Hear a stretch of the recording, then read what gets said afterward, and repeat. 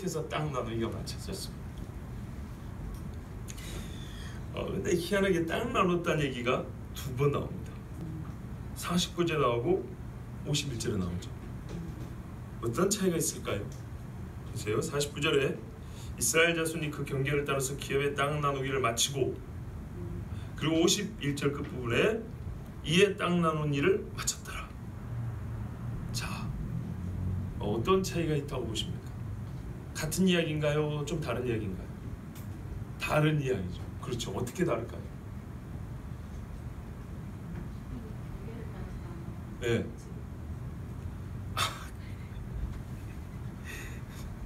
죄송해요. 비웃는 거 아닙니다. 비웃는 거 아닙니다. 아주 그 어린아 같은 순진한 마음에서 우러나온 대답이었기 때문에 제가 그렇게 즐거움의 웃음이 나온 겁니다. 그 앞선 여호수아 강의를 좀 들어보시면 도움이 될 거라고 생각합니다. 자, 어떻게 다를까요? 전부 다 제비 뽑았죠. 제비를 뽑을 때 그 전에 기업을 이렇게 그려갖고 이렇게 땅의 경계를 그려갖고 왔어요. 경계를 이미 그려왔는데 요 경계가 누구 땅이 될 거냐는 제비를 뽑은 거죠. 그러니까 제비 뽑은 거고 기업 이렇게 경계를 나눈 거고, 사실 뭐 그 말이 그 말인데 뭐냐면요, 앞에 거는 지파들의 땅 나누기가 끝났다는 얘기입니다. 뒤에 거는 여호수아 집에도 땅을 줬다는 얘기입니다. 그래서 완전하게 마무리되는 겁니다. 그렇죠?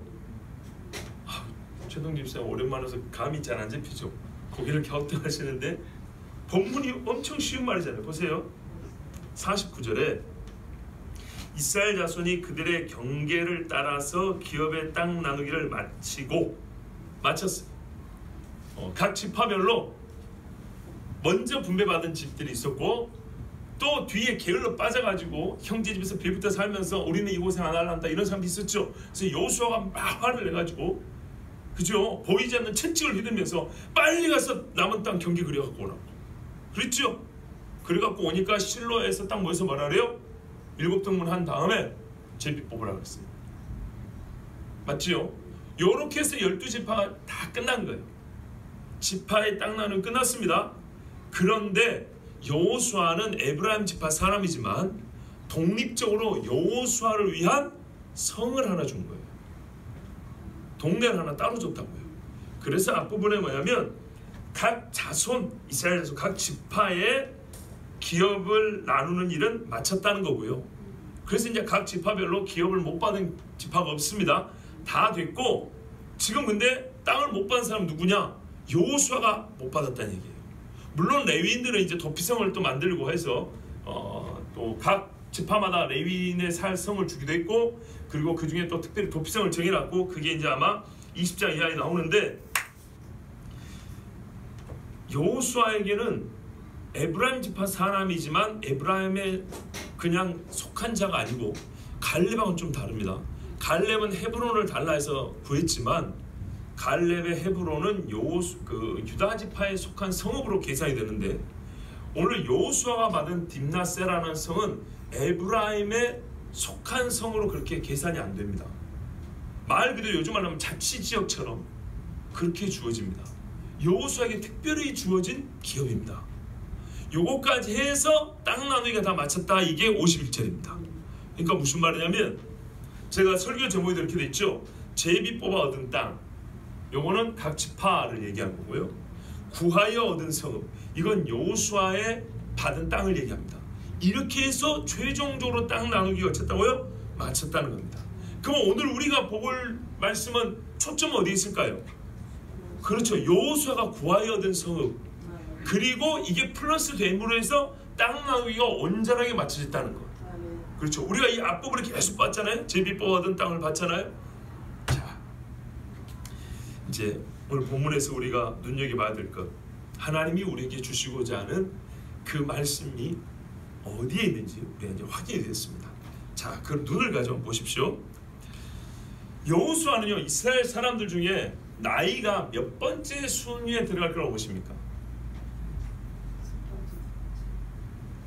몇 번째요? 첫 번째 아니면 두 번째죠? 보세요. 정탐 갔던 사람들이 다 죽고 여호수아 갈렙만 남았습니다. 그때 이 사람들의 나이가 40대입니다. 갈렙이 내가 정탐 갈 때 40인데 지금 85세라고 그랬죠. 40년 광야 생활하고 전쟁하면서 한 5년 갔다 이렇게 보는 거죠. 그때는 하지만 힘이 여전하니. 제가 이 말씀 설교하면서 제 소망을 가졌다니까요. 85세에 되면 내가 칼을 들 수 있겠다. 농담이 아닙니다. 나는 지금 그런 소망을 갖고 삽니다. 여호수아는요 갈렙하고 비슷한 나이대란 말이죠. 그러니까는요 갈렙이 많건 여호수아만건 그거는 정확히 모르지만 여호수아도 거의 비슷한 나이입니다. 1등 아니면 2등입니다. 그 다음에요 이 민족에 있어서 여호수아가 가지고 있는 소위 말하는 서열 몇 번째입니까? 첫 번째죠. 이 민족에 대한 공헌, 이 나라 이 민족을 위해서 그의 생애를 헌신으로 보면 몇 번째입니까? 첫 번째죠. 젊어서부터 회망을 떠나지 아니했다고 그랬어요. 그런 사람이 땅은 꼬레비로 받았어요. 여러분 이 사실 자체가 내가 이스라엘 사람이면요 여호수아가 이사한 날 나는 눈물로 이삿짐 날라줘요. 나 개인적으로 여러분 나 개인적으로 감동이 안 되겠어요. 이 백성을 위해서 자기 평생 바친 사람이고 나이도 제일 많아요. 그죠? 그리고 이 민족의 서열로 볼 때 1순위 제일 높은 사람이에요. 모세와 같은 사람이라고요. 이런 사람이 땅을 언제 얻었다고요? 제일 나죠. 자기가 먼저 달라 해도 이거 내 거니까 떼놓고 해라 이렇게 해도 아무도 누가 타달 사람이 없어요. 맞지요? 여러분도 그러겠죠? 나도 그래요. 같은 심정이에요. 그런데 여호수아가 맨 마지막에 땅을 얻었어요. 잘 보세요. 얻었다고요. 자기들 중에서 눈의 아들 여호수아에게 기업을 주었을 때 마치 빌어먹는 것처럼요 땅을 다 받아 가져가 버렸어요. 빈 곳이 없어요. 이제 빈 곳이 없는데 여호수아가 이제 땅을 받아야 되는 거예요. 그럼 누군가가 땅을 어떻게 해야 돼요? 내줘야 되는 거예요. 여호수아가 남의 땅을 얻어 살아야 되는 거예요. 여러분이 만약에 여호수아의 지위에 있다면 여호수아의 그런 뭐랄까요 이분의 그 훌륭함이 아닌 그냥 순전히 나의 나됨을 가지고 내가 그 자리에 있다면 이 서러운 일을 하겠습니까? 솔직히 내 심정상 할 수 있겠냐고. 내가 땅 다 개줬는데 빈 땅이 없어요. 이제 날 살 땅 하나 내줘. 그래가지고 그 중에 누가 선심쓰시 내줘야 사는 거라고요. 와, 이 자체가 은혜가 안 되십니까? 하나님이 세우고 사용하시는 이 종이며 지도자의 모습이 얼마나 훌륭한가 보세요. 그러면은 이 땅에 있는 수많은 지도자들, 특별히 교회, 물론 저도 나이 어리지만 지도자는 할 수 있겠죠. 꼭 남을 탓하고자 하는 건 아니지만은 우리나라에서 지금 지탄의 대상이 되고 있는 이 소위 말하는 그 메머드급 초대형 교회 목사님들 혹은 은퇴하신 목사님들의 이 모습하고는 너무 대조적이잖아요. 그렇죠? 자기 땅 하나 없어요. 줘야 되는 거예요. 근데 중요한 것이 뭐냐면 지금까지 하나님이 정해오신 방식대로 했죠. 이것도 하나님이 정한 방식이에요. 가장 연장자고 가장 헌신도가 높고 서열상 1위인 사람이 지금까지 한마디로 말하면 무슨 말이냐면 내가 괜히 가슴이 울컥하는데 떠돌이로 산 거예요. 떠돌이로.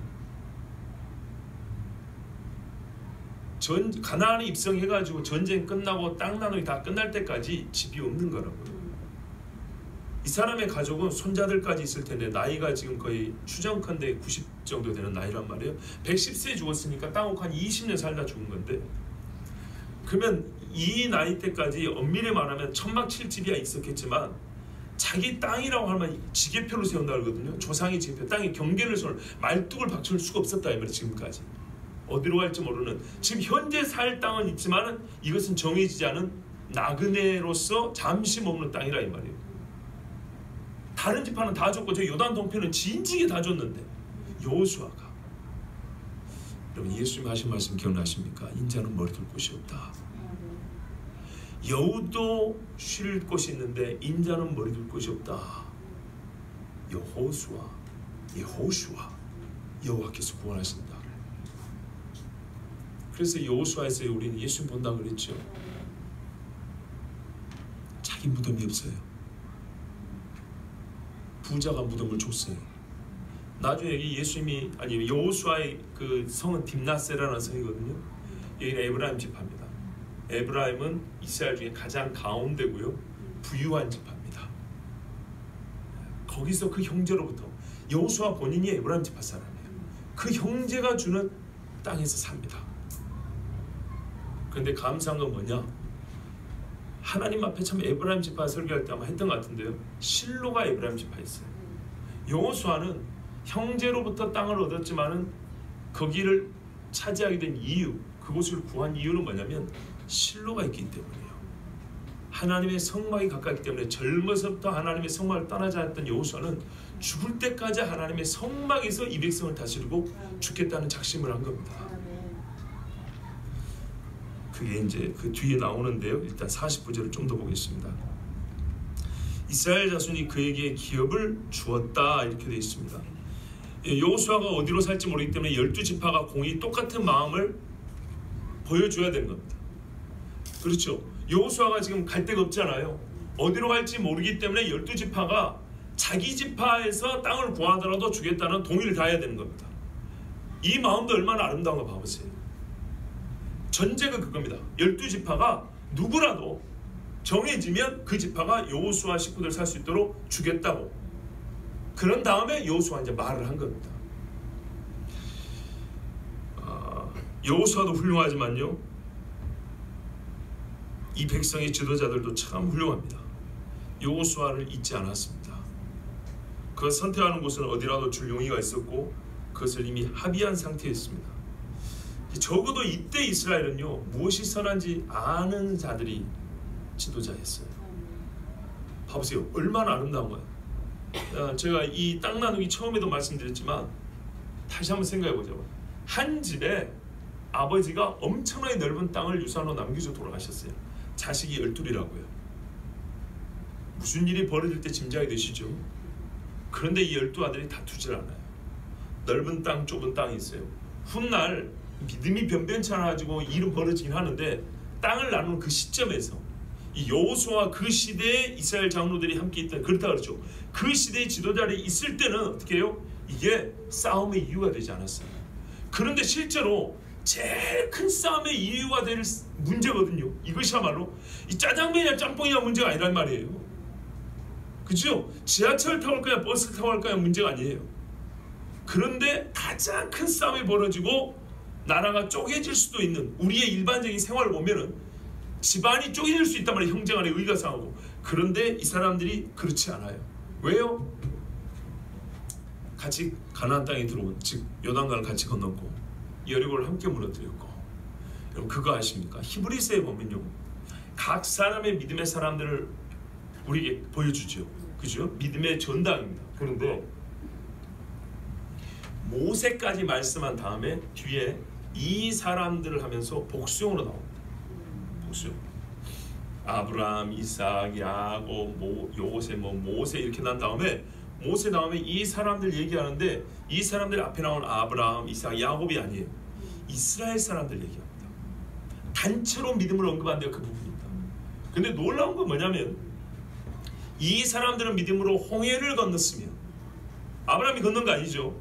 모세 다음에 이 언급했던 이스라엘 사람들, 그 다음에 믿음으로 여리고를 무너뜨렸으면 이렇게 되어 있습니다. 무슨 말이냐면 광야 40년의 초반부를 얘기해 줍니다. 그때는 이들이 어쨌든 믿음이 출중했다는 얘기입니다. 히브리서의 이 믿음의 사람 아브라함의 믿음과 동격으로 기록해 놓고 모세의 믿음과 동격으로 기록해 놓을 정도로 이 사람들이 믿음으로 홍해를 건넜으며 바다를 이게 건널 수 있다 이 말이죠. 이게 성경에 기록된 겁니다.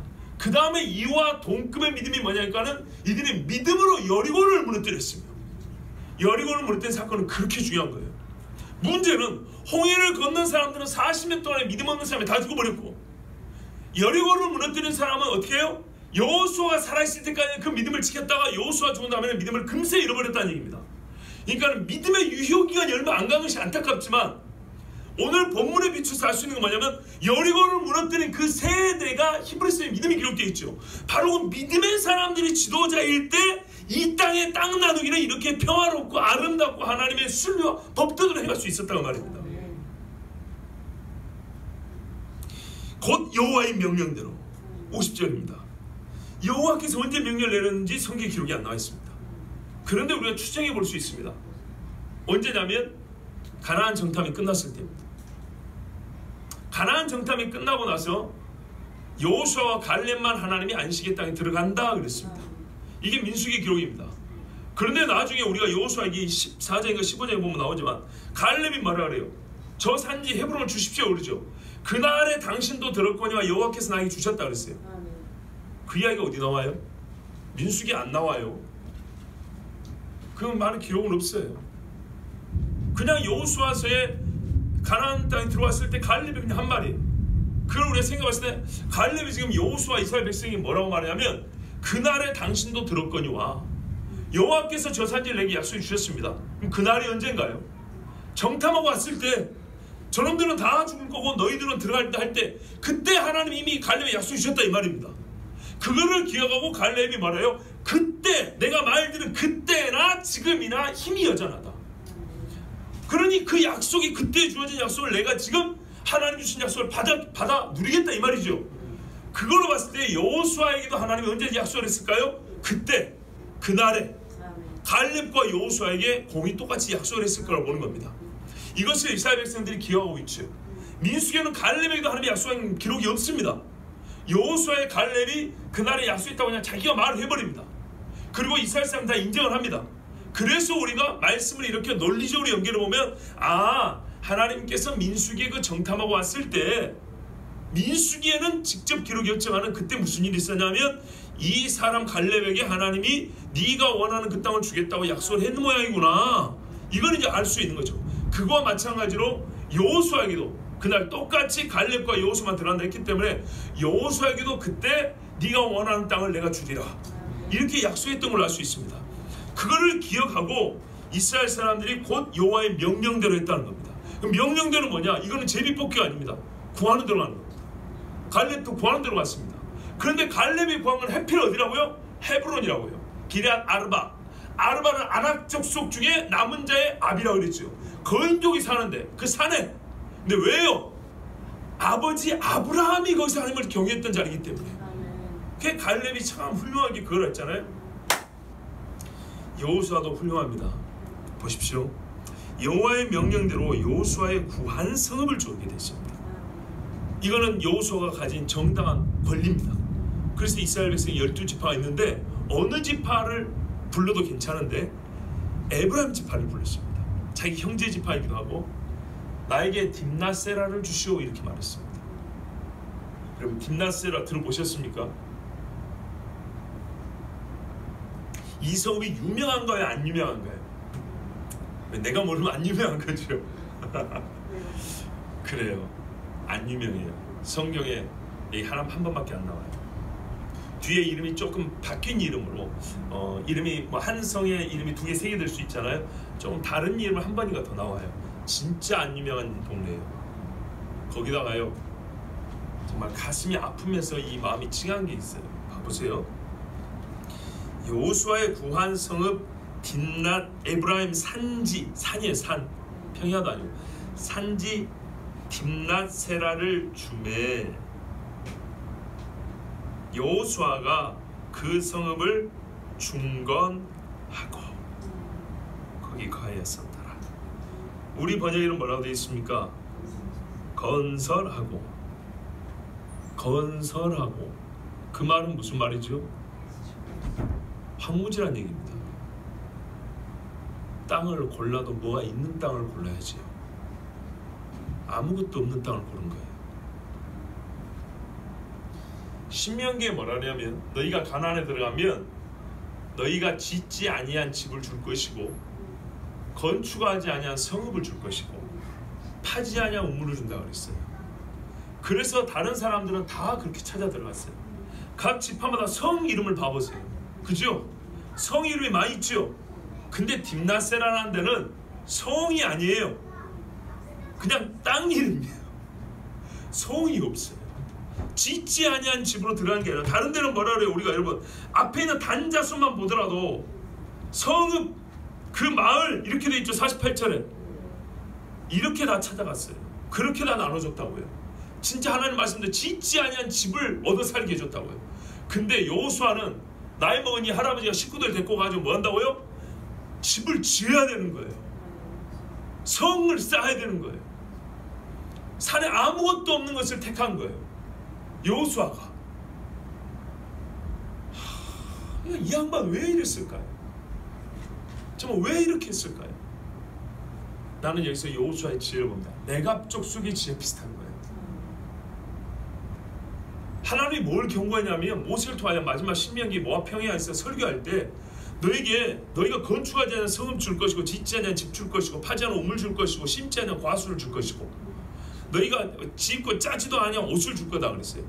진짜 풍부하게 해줄 때 뭐 조심하라고? 내 하나님 여호와를 잊을까 두려워하라 그랬죠. 그러니까 이 양반이 정말 지혜로운 하나님의 사람이다. 레갑의 아들 여호나답이 명한 바가 뭐냐? 예후라는 이스라엘의 장군, 이세벨을 죽였던 이 장군과 함께 개혁을 했는데, 그래서 하나님이 4대, 이 예후 집을 4대 왕이 되게 해주셨어요. 4대 동안. 그 옆에 여호나답이 같이 있었다고, 예후와 함께. 그런데 여호와의 이름으로 큰일을 하는다 싶었더니 1대1에 내려가지 못해서 신앙이 엉망이 돼버리고 아합과 별반 다를 바가 없는 거예요. 왜 그런가? 그 뜨거운 열정이 왜 식어지고 아무것도 아닌가? 지금 우리가 요한계시록 말처럼 너의 첫사랑을 버렸으니 처음 행위를 버린 거잖아요.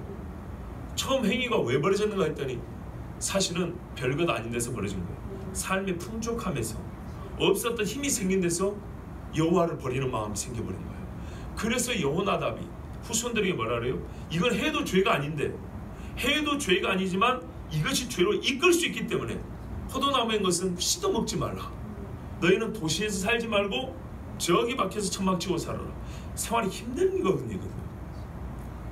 이렇게 시켰어요. 그리고 그게 예레미야 때까지 내려왔다 그랬죠. 시기로 보면 거의 200년이 지난 겁니다. 200년. 그 제가 여기서 정말 또 놀란 게 뭐라고요? 그 집 아들들은 그런다 치더라도 대가족 사회에서 며느리들이 들어왔는데 다른 집안에서 다른 신앙교육을 받고 들어온 며느리들이 어떻게 이 집의 그 신앙 전통에 함께 조화가 되고 동의를 해서 그 자식들을 200년 동안 그 자식의 그 집의 식구들은 전부 다 똑같은 이런 신앙관을 가지게 됐냐 이 말이죠. 그런데 이것이 우리에게 주는 소망은 이 수많은 대가족이 같은 신앙관을 사는 게 꿈이 아니고 실제로 가능하다는 얘기입니다. 우리가 정말로 우리 스스로는 작게 생각해요. 이단들은 말이죠. 수백 명씩요 완전히 같은 뜻을 품어요. 그죠? 그래서 잘못된 이단들은 같이 자살도 해요. 아니면 섬으로 지금 요즘에 가고 난리죠. 그런데 말이죠, 교회는 하나의 뜻으로 한 신앙관으로 모인다는 것에 대하여 이게 어렵다고만 생각을 해요. 절대 그렇지 않아요.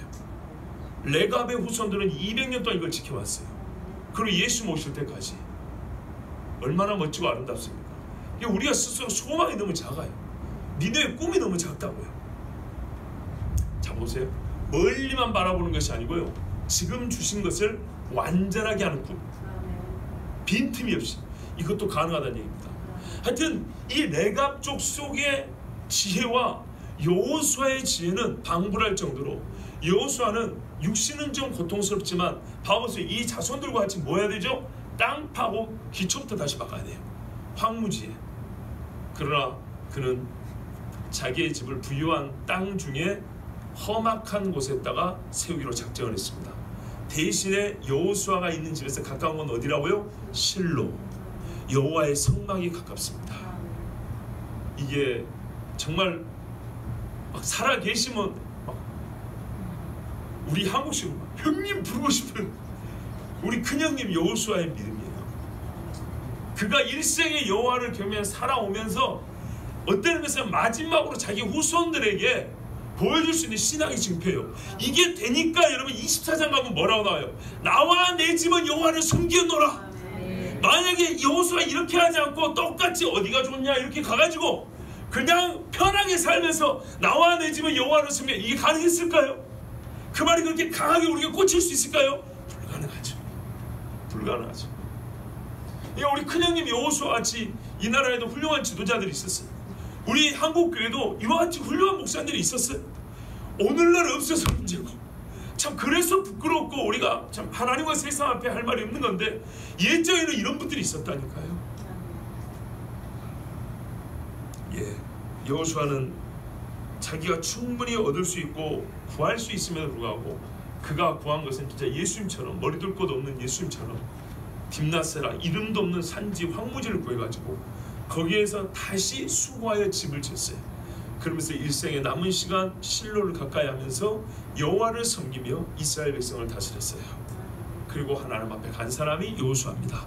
여러분, 희미하지만 예수님의 그림자를 보는 것 같지요.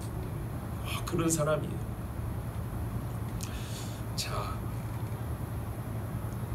그리고 또 여호수아 이렇게 한 거는 모범이 되고자 했던 것을 우리가 생각해 볼 수 있습니다. 이스라엘 백성들이 이미 땅을 구하라 하니까 전부 다 성을 구했어요. 그리고 경계를 분명히 세워줬는데 경계를 넘어서 이쪽에 가서 사는 사람도 있고 저쪽에 가서 사는 사람도 있었죠. 그들은 어떤 의미에서는 형제집에서 잠깐 사는 것이 잘못이라기보다는 하나님 주신 기업 그 복에 대해서 이 의식이 말이죠, 이게 하나님이 나에게 주신 복이라는 의식이 확실하지 않은 거예요. 뭐냐면 하나님이 이런 복을 줬다면 이거를 딱 붙들고, 와, 이게 하나님이 우리에게 주신 기업이구나, 이런 다음에 하나님이 더 확장해 주셔서 저 옆에도 좀 가보고 이렇게 지경을 넓힐 수 있잖아요. 이게 아니고 이걸 주인 줬는데, 우와, 이게 하나님 주신 거구나, 이건 약해요. 그냥 받아놓고 이거는 됐고 저희가 더 줬는데 저리 가자, 이런 식이라고. 초창기부터 이런 이 잘못된 싹수가 보였어요. 그러나 여호수아는 지혜로운 분이죠. 그래서 그가 죽기 전에 이제 좀 뒤에 가면은 시간적으로 얼마 많이 지난 게 아닙니다. 너희가 지금 하는 모습이 이미 뭔가 이게 좀 좋지 않은 조짐이 보인다는 얘기죠. 그래서 너희가 정말로 강을 건너편에서 섬겼던 신을 섬기든지 애굽에서 따르던 이 거짓 신을 섬기든지, 여러분 이런 극단적인 말은요, 믿음이 좋은 사람한테 하면 정말 기분 나쁘죠. 근데 이미 흔들리고 있는 조짐이 보이기 때문에 마지막 경고를 준 겁니다. 그러나 나와 내 집은 여호와를 섬겼노라, 이렇게 했단 말이죠. 땅을 하나님 주셨는데 이거를 제 마음대로 바꿔가는 것을 보면은 그를 알 수가 있는 거예요. 그런 측면에서 여호수아는 하나님 주신 지경을 아무것도 없지만은 여기서 차근차근 세워가서 하나님의 사람의 땅으로 만들어가는 과정, 이것이 이 백성들에게 모범이 됐을 거라 이 말입니다. 근데 이거를 보지 아니하였던 백성들은 참 안타까운 것입니다. 자, 마지막 51절입니다. 여호수아가 하나님 앞에 마지막까지 자기에게 맡긴 직무를 열심히 감당했는데요, 여호수아만 있었던 건 아닙니다. 제사장 엘르아살, 모세의 아들입니다. 눈의 아들 여호수아, 이스라엘 자손 지파의 족장들이 실로에서, 실로는 지역이고요, 그 지역에 회막문, 여호와를 만나는 회막이 있었고요, 여호와 앞에서 종교 지도자, 정치 지도자, 종족 각 집안의 지도자, 이름을 붙이기 나름이지만 하여튼 이스라엘 민족의 우두머리들은 다 모였습니다. 이 사람들이 모여서 어디에서 이 일을 정했죠? 실로 회막, 여기는 다른 말로 여호와 앞입니다. 하나님 앞에서. 우리가 젊은 사람들이 꽤나 유식한 말 쓴다고 코람되고 그런다고요. 하나님 앞에서 한다 그런 말이거든요. 여호와 앞에서, 하나님 앞에서는요, 이렇게 하는 걸 얘기하는 겁니다. 앞서야 할 사람들, 책임과 권한을 가진 사람들, 동시에 영광을 얻은 사람들입니다. 그죠? 하나님이 높여준 사람들 아닙니까? 이 영광을 얻은 사람들이 땅, 보세요, 제가 우리말에 참 이 묘미가 있어요. 땅 나누는 일을 할 때조차도 나누지 않았습니다.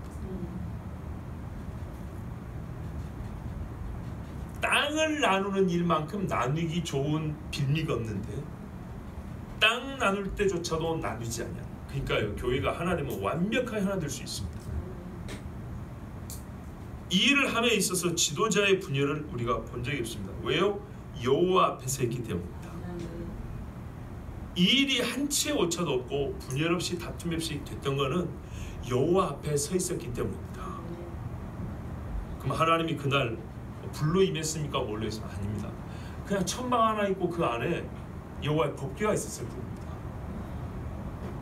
그런데 이 법궤를 통해서 하나님 지금까지 말씀해 주셨고, 이 법궤가 움직일 때마다 하나님이 구름기둥과 불기둥과 함께 우리에게 인도해 주셨잖아요.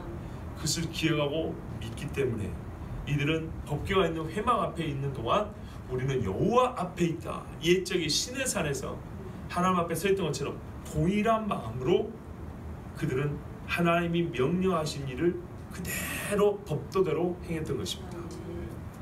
이렇게 평화롭고 복될 수가 없습니다. 정말 우리가 실제로 한번 생각해 보세요.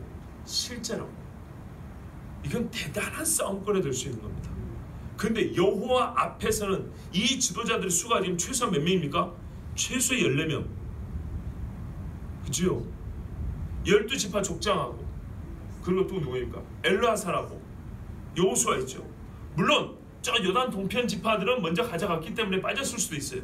그러나 많게는 10몇 명에서 적게는 하여튼 10명 가까이 이 지도자들이 모여서 이 민족에게 있어서 지금까지 선택의 문제로 이렇게 큰 것이 걸린 적이 없어요. 그런데 이 큰 땅 나누기를 할 때조차도 한 번도 나뉘어진 일이 없이 이렇게 모든 일이 순조롭게 아름답게 마쳐졌어요. 근데 나중에 봐보세요. 여호와가 눈에 없어지면요, 사소한 것에 피바람이 붑니다. 작은 욕심을 못 이겨서 온 나라가 망해갑니다. 그렇죠? 여호와 앞에 섰을 때 우리가 하나님 앞에 있다는 이 의식을 똑같이 가지면요, 우리 생각이 뭐가질까? 의외로 잘 됩니다. 정말로 이거야말로 기적을 맛보게 됩니다. 각 집안에서 여러분 오늘 이 같은 주제일을 수행한다고 생각을 해보십시오. 땅 나누기, 아까도 말씀드렸지만 정말 큰 싸움이 날 겁니다. 이거는 날 겁니다라는 가능성이 아니고요, 우리가 인생을 살면서 수없이 본 것입니다. 제사 문제로 형제 어릴 때 서로 소꿉장난하면서 밥 한 그릇 말아가지고도 서로 그냥 즐겁게 먹으면서 공놀이하고 막 엎어지고 업어지고 닦아주고 했던 형제가 진짜 그거 없어도 못 사는 거 아닌데, 아버지 어머니 죽음 앞에서 말이죠, 그 몇 푼 가지고 멱살 잡고 원수도 칼부림을 해요. 얼마나 안타깝습니까? 이게 죄인된 인간인데 어느 정도로 이 죄인이 또한 회복이 되고 멋져질 수 있냐? 부활할 때도 아닌데도 불구하고 이 땅에 이 썩을 몸을 갖고 있는 동안에도 어느 정도로 멋질 수 있느냐? 이렇게 될 수 있어요. 뭐가 가능하면요, 여호와 앞에 있습니다. 복음성가도 있잖아요. 가자 우리가 주의 앞으로, 여호와 앞으로 가자. 예? 하나님 앞에 섰으면 정말 우리 삶이, 이거는 뭐 덧붙일 말이 없어요. 하나님 앞이란 걸 덧붙일 말이 없어요. 진짜로 내가 하나님 앞에 서 있다는 이 의식을 갖고 살면은 모든 삶이 복이 되지 않을 수가 없는 거예요. 자, 하나님을 빼고 사람들의 마음에서 나온 생각으로 땅 나누기를 했으면 절대로 이렇게 맞춰질 수도 없었을 것이고, 이스라엘 백성은 이 때문에 싸움이 났을 겁니다. 6, 7년 전에 제가 이런 설교를 한 적이 있습니다. 중학교, 고등학교 애들한테 한 설교입니다. 뭐라고 했냐면, 한때는 한 나라의 왕도 여호와께서 지정하시고 기름 부으시면 왕이 될 때가 있습니다. 투표하니 유세하니 이런 거 없이 하나님께서 너를 정하셨다고 기름 딱 부어버리면 그 사람이 온 민족에게 아멘하고 왕이 되는 때가 있었다. 이건 실제로 역사 중에 있었던 일입니다. 그때는 무슨 정치의식이 부족하고 우리가 무슨 이론을 못 배워서 아니고요, 사람의 성경은 똑같습니다. 그런데 하나님이 정했다면 왕이 되는 거예요. 하나님이 기름 부었다면 선지자가 되는 거고, 그죠? 아론이 왜 제사장이냐? 하나님이 정했으니까. 그러면 다른 사람 세워보시죠. 더 나았을까요? 그렇지 못했을 겁니다. 국가의 일대 중대사를 사람의 토의나 협상의 결과가 아닌 오직 하나님의 뜻만이 유일한 근거와 권위가 되어 이르시 행하는 시대가 있었다. 제가 그렇게 설교한 적이 있습니다. 봐보세요. 전쟁을 할까요 말까요? 나가라. 내일 이맘때 어디서 너희가 누구를 만나리니 너희가 손을 댈 필요도 없이. 기도원 때도 어떻게 해요? 두려우냐? 그러면 네가 네 종자를 들어와서 저 미디안 군대 가서 들어봐라. 내가 이미 저들을 너희 손에 넘겼느니라. 하나님의 뜻이 있으면 이게 되는 거죠. 그죠? 하나님의 뜻에 따라서 국가의 중대사가 결정이 됐어요. 그런 때가 있었어요. 여러분 그만 보십시다. 성경에서 그렇게 했을 때 그 나라가 잘 됐습니까? 잘 못 됐습니까? 잘 됐죠. 세상에 하버드 대학을 나오고 영국의 옥스퍼드 대학을 나온 정치학자들이 다 모았고 정치 이론을 세우고 정책을 세우고 별짓을 다 해도 세상 나라는 좋아진 것 같지만 여러분 편해진 거는 좋아진 것인데 악함과 병과 사고와 재난은 사람들 간의 사랑이 식어지면 훨씬 더 커졌습니다. 한 번 죽어도 지금은 때로 죽습니다. 옛날에는 전쟁으로도요 칼 한 방에 사람이 하나 죽을까 말까요. 요즘에는 폭탄 하나에 수천 명 수만 명이 죽어버려요. 사람이 다스리고 사람이 생각하는 나라는 이렇게 되는 겁니다. 그래서 왕을 세우는 것뿐만 아니라 전쟁의 시작과 마침, 국가의 경계, 예배와 하나님 앞에 살아갈 삶의 의식과 제도와 법도 다 하나님이 정해 주신 대로 살았던 때가 진짜로 행복했던 소위 황금 시대입니다. 근데 지금은 그걸 다 버려버렸습니다. 이렇게 하나님이 정해 주신 대로 살았던 그런 통치 형태를 뭐라고 하냐? 이름하여 신정 통치라고 합니다. 그래서 성경이 말하는 국가 형태는요 신정 국가입니다. theocracy, 하나님이 다스린다는 얘기입니다. 데모크라시아잖아요. 데모크라시라는 민중이 다스린다는 얘기입니다. 다수, 사람의 다수가 정한 것이 그 나라의 뜻이 되는 겁니다. 그런데요 다수가 모이면 옳습니까? 수가 많으면 옳은 겁니까? 꼭 그렇지 않습니다. 그러면 또 반대로 수가 적으면 옳으냐? 그것도 아닙니다. 그 중에 뭔가 옳은가를 우리는 뭔가 찾기 어렵습니다. 그래서 우리가 뭐예요? 사람의 수의 문제가 아니라 네가 알고 내가 아는 양심이 말하는 바가 있어요. 이것이 하나님이 사람을 다스릴 때 사람의 공이 하나님의 뜻이 무엇인지 알게 하려고 심어놓은 이게 말하면 선과 악을 분별하는 이 도덕성의 씨들이란 말이죠. 이것이 작동하는 최소치로만 움직여도 사람은 훨씬 악을 더 저지를 수 있어요. 그것을 믿고 우리는 양심대로 살아가는 것을 믿고 다수결을 하는 겁니다. 그냥 다수결이 아니에요. 나치 시대는 말이죠. 히틀러가 구세주라고 독일 사람들 대다수가 찬성하고 하이틀러를 했어요. 북한에는 말이죠. 김일성이가 다스릴 때 투표하면 99%, 100% 다수가 옳습니까? 아니거든요. 우리는 다수가 옳다라는 것을 어떻게 다수의 옳음을 우리가 얘기할 수 있냐면 기본적으로 다수가 사람이 선한 양심에 따라 최소한의 하나님이 천부적으로 주신 양심에 따라 결정한다라는 전제가 확보되었을 때야 다수가 옳다고 말할 수 있는 거예요. 그런데 양심이 썩어버리면 다수야말로 수많은 사람을 지옥으로 끌고 가는 길자가 되는 겁니다. 이건 정치 형태와 상관이 없어요. 사람이 잘못 교육을 받고 세뇌가 되고 홍보에 독일 사람도 이 홍보에 얼마나 많이 돈을 쓴지 아십니까? 옛날 KGB 있죠. 소련의 비밀경제 KGB가 말이죠. 냉전 시대 때 미국하고 싸울 때 무슨 막 첩보 작전하고 막 그 총 쏘고 이런 거 많이 한 게 아니고 KGB 예산의 대다수는 교육에 쓰였다 그랬어요. 광고, 영화, 드라마, 학교 교과서 이런 걸 통해서 사람의 머리를 세뇌시키는데 전술 그들의 연구비를 대부분 투자했다고 그랬어요. 그리고 20년 30년 지나면 곧 소련식의 사고방식을 가진 사람이 서구사에서 나올 것이다. 이게 실제로 됐거든요. 여러분 제가 갑자기 지금 무슨 통치 형태 이야기했는데요. 요는 그겁니다. 현재 이 시대 사람들은요 이런 식으로 하나님이 다스린 얘기는요 아무도 듣지 않아요. 말도 안 되는, 이거 원시시대 얘기라고 해요. 원시시대 미신을 믿고 살았던 시대에 점쳐가지고 그 점괘 나온 대로 살아던 방식 아니냐, 이렇게 취급합니다. 그리고 요즘 이 학자들이, 이 엘리트들이 말하는 이 정치 형태, 통치 구조를 따라야지 하면서 별의별 말을 다 내놓지만은 바로 그 사람들이 1, 2차 대전을 일으킨 사람들이고, 바로 그 사람들이 현재 이 사람들이 빈곤에 허덕이며 또 서로 미워하고 잡아주고 하는 이기주의에 물들게 살고 만든 기계, 사람보다 기계를, 사람보다 짐승을 더 높이는 이런 시도를 만든 사람들이 바로 그들의 머릿속에 나온 생각들입니다. 그런데 그럴듯한 이론을 포장합니다. 알아들을 수 없는 말들로. 배워나면 의사들이 막 끄적끄적하죠. 의학 용어를 씁니다. 알아들을 수 없는 말인지 내용을 보면 열이 있다 이런 말입니다. 뭐 별거 아닙니다. 진통제 주면 된다 뭐 이런 겁니다.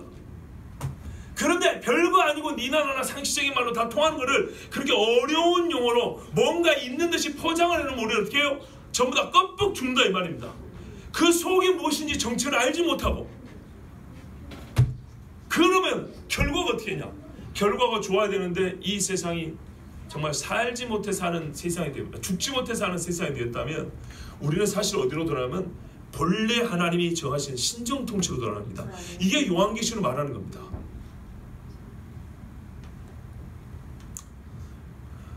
주님 오실 때가 이거는 솔직히 불가능합니다. 그럴 것 같으면 세상 나라 어떻게 주와 그리스도를 대적할 수 있겠습니까? 이건 불가능합니다. 그런데요, 역사 중에 하나님께서는 부분적으로 그의 약속의 땅에서 약속의 백성에게 실제로 이렇게 직접 다스렸어요. 그리고 이런 시대가 있었기 때문에 우리는 어떻게 해요? 이 날을 기억하고 소망할 수 있는 겁니다. 예수님께서 이 땅에 오셔가지고 이스라엘 민족을 실제로 다스린 적이 있었어요. 2000년 전에 왕자에 오르지는 않았지만 실제적으로 이 백성을 그 길에서, 집에서, 광야에서, 해변가에서 실제로 가르치고 하나님 나라를 가르치고 다스렸잖아요. 그죠? 그리고 여호와를 믿는 사람은 어떻게, 예수를 믿는 사람은 어떻게 했어요? 산상수 말씀처럼 하나님의 나라의 법이거든요. 그게 그대로 실제로 사는 사람이 됐단 말이죠. 그를 맛을 봤기 때문에 어떻게 한다고요? 그 나라를 꿈꾸게 된다고요. 아버지를 보여달라 그랬죠. 하나님의 형상이라고 그랬죠. 타락한 이후에 우리는 하나님의 형상이 뭔지를 몰라요. 이론을 배울 수 있지만 실제로는 몰라요. 근데 예수님이 오셔서 실제로 봤어요. 무슨 말인지 아시겠죠? 하나님으로서 예수님 올 때는 하나님이 우리를 어떤 마음으로, 우리를 어떻게 다스리는가를 봤고, 인간으로서 예수님은 완전한 하나님의 형상은 어떻게 살아가는 것이, 그러니까 우리가 이상으로 살아야 될 변화된 인간의 삶이 무엇인지 예수님께서 직접 봐도, 아, 요게 원래 아담이 타락하기 전에 하나님의 형상으로 사는 거구나, 요거를 그렇게 깨달았다고요. 실제로 역사적으로 이렇게 보여준 적이 있어요. 한 나라도 하나님께서는 다윗과 솔로몬 시대를 통해서, 또 여호수아, 모세, 이 사람들을 통해서 하나님의 법으로 완전히 그 사람들을 다스릴 때 그 실제 다스림을 받는 사람들이 얼마나 복된가를 역사 중에 우리에게 보여준 적이 있습니다. 그러나 지금 이 하나님의 다스림을 세상 나라는커녕 교회마저도 받지 않으려 합니다. 예전에 말씀드린 적이 있습니다. 제가 신학교 다닐 때 우리 사촌 형님이 목사였는데 한번 학교를 찾아오셨어요. 본인도 그때 공부하는 과정이 있었고요. 뭐라 하냐면 목사들 모임에 갔는데 어떤 강사가 이런 말을 했대요.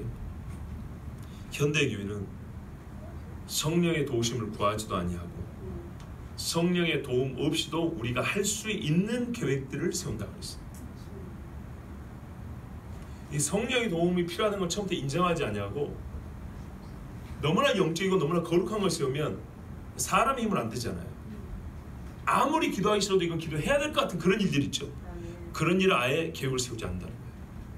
당신이 가지고 있는 재주, 당신이 갖고 있는 은사, 내가 가지고 있는 경험, 네가 갖고 있는 지식, 야, 요 정도 좀 모으면 요걸 할 수 있겠네, 요런 일들을 계획하고 이런 일들만 꿈꾼다는 거예요. 하나님께 구하고 하나님이 도와줘야만 가능하겠다는 그런 일은 아예 구상을 안 한다는 거예요. 그러면 최종적으로 영광을 누가 받겠습니까? 사람이 서로 나눠 먹기씩 영광이 되는 겁니다. 그래서 거기서 차원하게 우리 교회가 어떻게 되냐면요, 진짜 하나님께 영광을 돌려면요, 우리가 할 수 없는 일을 꿈꿔야 돼요. 하나님의 법으로 완전히 다스려지는 것도 꿈꾼 적이 있고 꿈꿔야 되는 거고, 우리 힘을 할 수 있을까? 우리 숫자를 할 수 있을까? 우리 재정을 할 수 있을까? 우리 경험을 할 수 있을까? 못할 것 같지만 성경에 그런 일이 기록이 되어 있다면, 아멘. 성경에 그런 역사가 있다면, 야 이거 한번 꿈꿔보자. 아멘. 이게 교회고요. 그때 사람은요 어떻게 좀 표현이구만, 어쩔 수 없이라도 하나님 좀 도와주세요 한다고요. 아멘. 하나님 우리를 다스려 주세요 한다고요. 아멘. 그러면은 미약하게 시작했지만은 그런 경험을 하면서 어떻게 돼요? 우와, 하나님이 살아계시는구나. 아멘. 그리고 하나님이 우리를 하나님의 나라로 인도하시는 걸 경험하게 되고요. 믿음과 소망과 사랑이 충만해서 진짜 강건한 그리스도인이 되는 거예요. 아멘. 그런데 안타깝게도 이스라엘 백성들 이 구약을 보면서 이스라엘은 이랬는데 우리는 이러지 맙시다 하면서 그렇게 말씀을 전하기도 하고 듣는 이 현대 교회에서는 진짜 하나님의 다스림을 받을 생각을 잘 안 해요.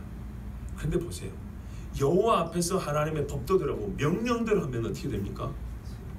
이렇게 기쁘고 나뉘어질 일도 나눠지지 아니하고 일치가 되고 통합이 되고 하나 되어서 진짜 복된 결과를 맺는 겁니다. 아멘. 여러분, 그러므로 저는 이스라엘 기업 나누기, 땅 나누기를 다 읽은 지금 땅을 그린 지도를 보고 땅에서 얻는 감동보다 저는 더 큰 감동 어린 소망을 갖게 됐습니다. 아멘. 이 땅 나누기의 끝은 뭘로 끝나냐면요, 여호와 앞에 섰던 사람들을 하나님이 다스렸다는 얘기입니다. 아멘. 하나님이 다스리고 하나님의 다스림을 받았던 이 지도자들이 행한 일을 지금 요약해서 보여주고 있습니다. 아멘. 그 일 중에 마지막이 뭐냐면 땅 나누기였는데, 정말 분열과 다툼이 일어날 수 있고 서로 욕심으로 형제 간에 멱살을 잡을 수 있는 일이었지만 하나님의 다스림을 받는 완전한 하나님의 백성들일 경우에는 이 일이 진짜 복되고 이스라엘이 이스라엘답게 하는 일이었다는 거. 이거는 일반 사람들이 꿈꾸지 않는 이야기입니다. 꿈꾸고 싶어 하지 않으면 혹시 자기 손해를 볼까 봐. 그러나 이렇게 하면 절대 손해도 안 봅니다. 아멘. 정말 하나님의 다스림에 할렐루야가 저절로 나옵니다. 아멘. 나는 이걸 꿈꾸게 됐습니다. 지금까지 땅 나누는 과정을 통해서 너무 은혜를 많이 받았는데, 개인적으로 나는 은혜를 많이 받았는데 이 마지막에 오면서 야, 하나님의 다스림을 받는 거 이거 정말 우리가 꿈꿔야 될 거구나. 아멘. 하나님의 다스림을 받고자 하고 작정한 지도자들이 모여서 하나님 앞에 진짜 섰을 때 하나님이 진짜 작정하신 대로 다스림이 이게 나타날 때, 다스려짐이 이렇게 역사 속에 나타날 때, 야, 이스라엘이 이렇게 복되구나. 우리 교회가 그러면 얼마나 복될까? 나는 이것을 꿈을 꾸게 됐습니다. 아멘. 여러분, 하나님의 말씀을 땅에서 읽었지만 땅 나누기, 이 땅의 이야기를 들으면서 위의 것을 소망하는 마음이 생겼다는 겁니다. 아멘. 완전한 하나님의 통치, 세상 모든 나라가 하나님의 뜻과 다스림에 완전히 복종하는 그날 보고 싶습니다. 아멘. 그리고 나는 그것을 우리 교회에서 보고 싶습니다. 아멘. 감사하게도 올해 저는 우리 교회에서 오늘 이 말씀과 유사한 일들을 보게 됩니다. 물론 우리 규모에서 우리가 지금 하고 있는 직무의 범위 안에서는 무슨 땅 나누기는 아닙니다. 우리가 뭐 이스라엘 땅에 가지고 이렇게 경기 나누는 그런 지금 책무를 받고 그걸 수행해야 될 자리는 아니죠. 우리는 그저 말 그대로 이 대한민국 서울의 작은 지역에 교회를 세우고 또 하나님의 말씀을 따라 지역과 세계에서 선교하고 나가는 것이고, 또한 누군가는 가르치고 누군가는 봉사하고 누군가는 위로하고 기도하고 이런 일들을 지금 하고 있습니다. 그런데 이런 일을 할 때 우리는 각 개인의 수준, 개인의 단위에서 할 수 있는 게 있고 교회 단위에서 해야 될 일이 있습니다. 그럼 교회 단위에서 할 때는 어떻게 됩니까? 반드시 교회 지도자와 또는 그 책임을 맡은 자들의 협의와, 그렇죠, 마음의 나눔이 있어야 되는데 그 가운데 하나님의 다스리심이 있어서 우리가 정말 올해 여러 가지 일을 했고 앞으로도 할 것인데 하면 할수록 하나님이 역사하는 걸 체험하게 되고요. 마음들이 모이고 하나님이 주시는 은혜를 받게 된다는 것은 목회자로서는 너무 감사하고 기쁜 일이고, 또한 오늘 이 종이 이 말씀을 통해서 꿈꾸는 것이 헛된 꿈이 아니고 이미 하나님이 우리가 알지 못하는 동안에 우리 마음에 이 소망의 씨를 심어두시고 지금 그 땅을 틔우고 있는 중이구나라는 그런 생각도 하게 됩니다. 바라기는 우리가 이제 여기까지 읽었으니 또 들었으니 여러분 저와 같이 더 큰 꿈을 좀 가지시기 바랍니다. 예, 하나님이 완전히 다스리는 교회. 우리가 무슨 일을 할 때도 하나님의 말씀을 보고 이 비슷한 케이스면 성경이 이런 경우는 이렇게 썼는데 우리도 이렇게 하시죠. 그러면 모든 하나님의 자녀들이, 종들이 어떻게 해요? 그게 좋네. 그런 방법이 있었구나 성경에. 그럼 그렇게 합시다. 얼마나 멋집니까? 이리 되면요 하나님은 기뻐하셔서 정말 너희가 작은 일에 충성했다고 더 큰 일도 맡겨주실 줄 믿습니다. 여호와께서 구원하신다는 여호수아를 통해서 하나님의 구원하심은 애굽의 압제에서 가나안으로 입성, 이 지리적 이동이 주는 해방과 안식을 넘어서 세상의 권세와 악한 영의 지배로부터 여호와 하나님의 통치 아래 복종하는 것. 지리적인 이동을 했어요. 정치적인 이동을 했어요. 그런데요 이전에 광야에 있을 때는 영이 여전히 애굽에 사로잡혀 있었어요. 근데 완전히 그 영들이 하나님의 성막 앞에서도 부끄럽지 않냐고 담대히 휘장으로 들어간다는 것처럼 하나님 앞에서 부끄럽지 않은 양심과 부끄럽지 않은 신앙으로 서기까지 진짜 완전한 하나님의 백성을 하나님의 통치 안에 들어가기까지 우리가 이 여정을 읽었습니다. 주의 다스리심을 즐거워하고 그분의 명령이 내 마음의 법이 되는 것, 이것이 바로 하나님께서 여호수아서 특별히 땅 나누기를 통하여서 우리에게 주신 하나님의 말씀입니다. 이것이 진정 여호수아의 실제입니다. 여호수아 무슨 말하면 여호와께서 우리를 구원하신다의 실제 진짜로 존재하는 여호와가 우리를 구원하신다는 그 말의 뜻입니다. 보십시오. 여호와가 우리를 구원한다 했죠. 구원의 진짜가 뭐냐 이 말이죠. 구원의 진짜가 뭐냐 했더니 보라 이 백성 여호와의 회막 앞에서 모든 것을 하나님의 뜻에 합당하게 행하고 그것이 그들의 본성과 일치하여 하나의 부조화나 갈등이 없이 아버지의 뜻이 내 뜻. 우리가 요한복음 보는데 예수님이 아버지의 뜻이 내 뜻이 한 것처럼 하나님의 백성은 어떻게 해요? 하나님의 뜻이 내 뜻. 여기까지가 여호수아 여호와께서 우리를 구원하신다는 말의 실제 real existence 진짜로 존재하는 거다 이 말입니다. 진짜로 존재하는 것. 에베소서 2장 8절부터 9절 10절에 말하면 우리가 그 은혜로 말미암아 믿음으로 보냈더니 이거 자랑할 사람이 없도록 한다 그랬죠. 그 다음에 뭐라면 이렇게 한 이유가 뭐냐, 창세로부터 너희를 창조할 때 하나님이 주신 하나님이 생각하고 뜻하신 그 선하신 일을 이루려 함이라. 그러니까 이렇게 은혜로 구원을 받은 사람은 어떻게 된다고요? 그 믿음을 가진 사람은 이제는 하나님이 우리를 처음 만들 때부터 내가 너희를 통해서 하고 싶은 일이 있어, 그것이 자기의 뜻이 된다는 거예요. 하나님의 속성이 나의 본성이 된다는 거예요. 이게 구원 얻는 자에게 하나님이 주고 싶은 설문이고요. 진짜 구원 얻는 증거가 여기서 나타나는 거예요. 그러면 이 사람은 하나님의 법대로 사는데 아무 문제 없어요. 이렇게 표현할 수 있는 거죠. 네 마음대로 하라고 냅뒀더니 순전히 하나님의 뜻대로만 하는 거예요. 네 하고 싶은 대로 했더니 어제 보고 오늘 보고 내일 봐도 율법에 비추면 하나도 어긋남이 없는 거예요. 이게 바로 여호수아란 말이에요. 여호와의 구원하심. 이게 실제가 뭐냐면 이런 삶이에요. 근데 그것이 오늘 이 회막 앞에서 우리 눈에 펼쳐져 보인다는 얘기입니다. 근데 이거를 쉬운 일도 아니고 땅 나누기 같은 이 어려운 일을 행하는데 여호와의 구원하심의 실제가 이렇게 나타났으니, 아니 우리가 살면서 우리가 한 교회에서 신앙생활하면서 이게 안 되겠냐 이 말이죠. 아니 오죽이나 우리는 신약의 사람이고, 그죠? 예수님을 직접 보고 나는 그래 보고 믿고 또 성령의 은혜를 받아 마음에 감동을 받아서 주라 그리스도를 고백하면서 주의 나라를 기다리는 우리가, 아니 실로에서 그 그림자와 모형을 보고 그 앞에서 여호수아를 체험한 사람들만큼 못해서 되겠냐고 말이죠. 그러니 우리는 더 큰 꿈을 가질 수 있죠.